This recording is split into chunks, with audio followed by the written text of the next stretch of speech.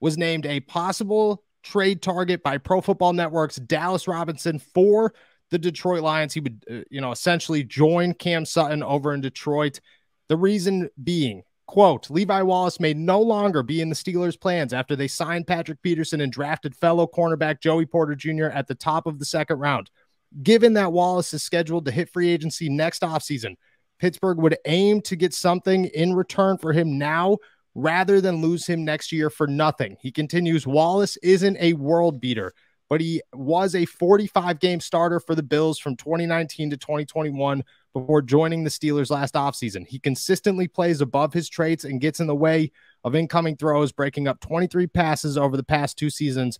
Wallace could offer the Lions much-needed depth, and Pittsburgh might be willing to part ways for a day 3 pick. I know you've already gone through this a little bit with Derek, but I want to hear your thoughts again. What was your reaction when you grabbed this news?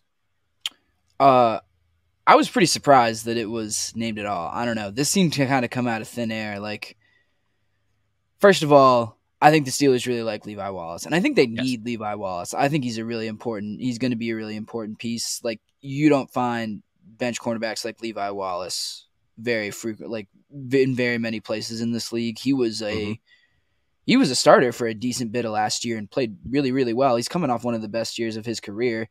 On top of that, parting with him for a day 3 pick. Are you kidding me? Like, that seemed pretty ridiculous. That just seemed like very, very low and something that Omar Khan wouldn't even consider for, I don't know, like you would maybe consider that for Duke Dawson or Chandon Sullivan, but like Levi Wallace is much more valuable than that. So I didn't really put much stock into this at all, quite honestly. No. The second that I saw it, read it, wrote about it, my instant reaction was, what are we talking about? First off, I read it wrong. I read that he was a day 3 pick, which I thought was wrong. Then reread it, realized it was for a day 3 pick, which is even worse. Like, I would have rather you get that he was undrafted wrong than to say that he's worth a day 3 pick, because he's not. He's coming off his best season. He had a career high 4 interceptions last year, career high 13 pass deflections last season. And you think, oh, well, he must have given up like a major completion rate. No, he was targeted 77 times and gave up 53% of his passes, which is the second best mark of his career. Like, Levi Wallace is peaking for the Pittsburgh Steelers. He's only 28 years old, so he's still young.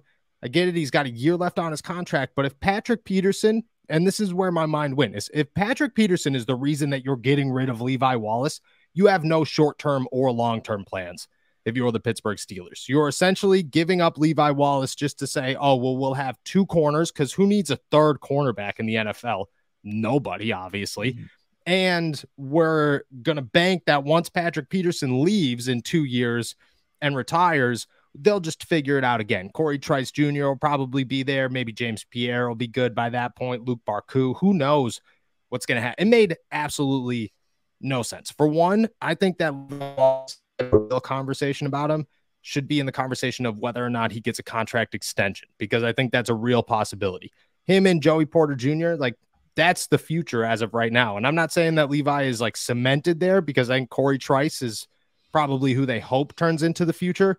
But Patrick Peterson isn't a long-term anything. He might not even be a short-term anything. Like we've talked a bunch of times on the show, and everybody else has talked about it too, how chances are he's going to play more in the slot than he is on the outside, because he's getting up there in age. They play a lot of man coverage. It just doesn't suit a 33-year-old cornerback very well for what the Steelers are going to ask him to do. So he's going to move around a lot. Joey Porter Jr. is a rookie. There's always bumps with rookies. You don't want that guy to be your number 1 cornerback, especially in the AFC North when you got Odell Beckham Jr., Jamar Chase, T. Higgins, a billion other names. And come next season, do you really think like Corey Trice is going to be ready to be a 7th-round, second-year guy who's ready to be cornerback 2 for the Pittsburgh Steelers? And that's your only option? Like, that just doesn't.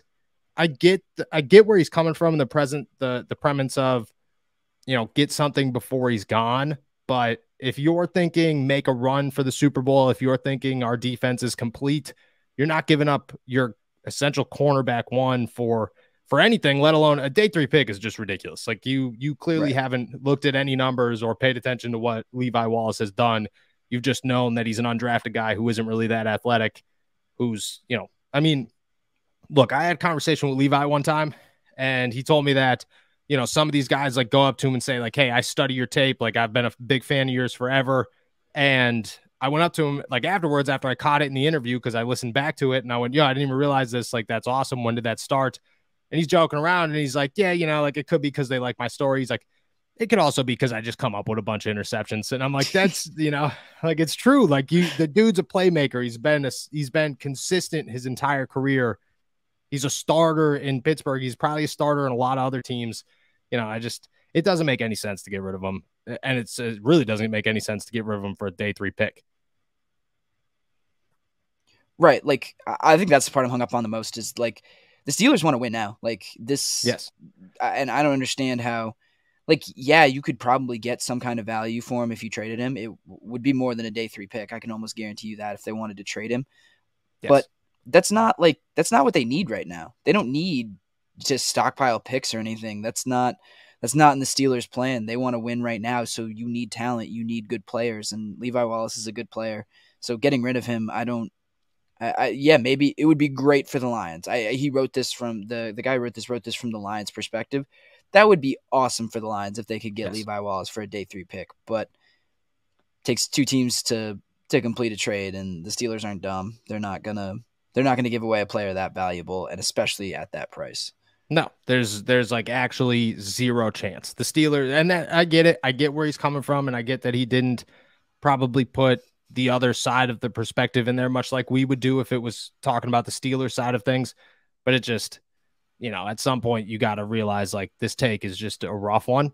And if you're a Steelers fan, I think a lot of Steelers fans, which I got to give them credit for this one, is this story didn't seem to generate a ton of conversation. It wasn't like should we trade Levi Wallace? Blah, blah, blah. Like, it's like, no, like, I think a lot of people understand that, yeah, Levi Wallace isn't like a superstar and probably will never be a superstar, but he's a very reliable corner. And he's a piece that the Pittsburgh Steelers need, even if he doesn't, like, even if Joey Porter Jr.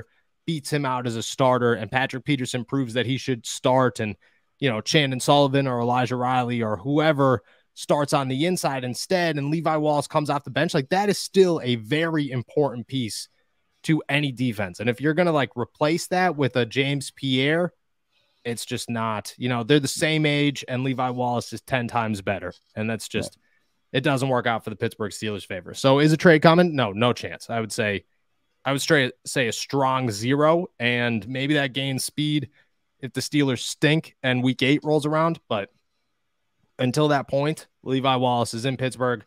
He's not going anywhere.